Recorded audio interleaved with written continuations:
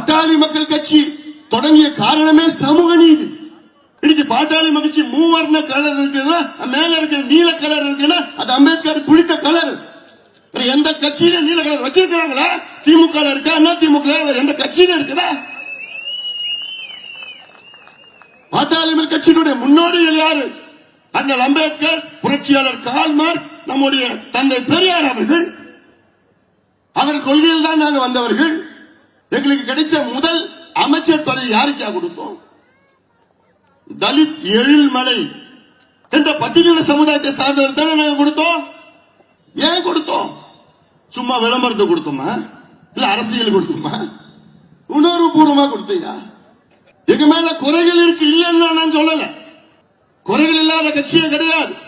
ஆனால் குறைவான குறைகள் உள்ள கட்சி தமிழ்நாட்டில் பாட்டாளி மக்கள் கட்சி. அந்த குறைகள் எல்லாம் நான் சரி செய்து வருகின்றேன்.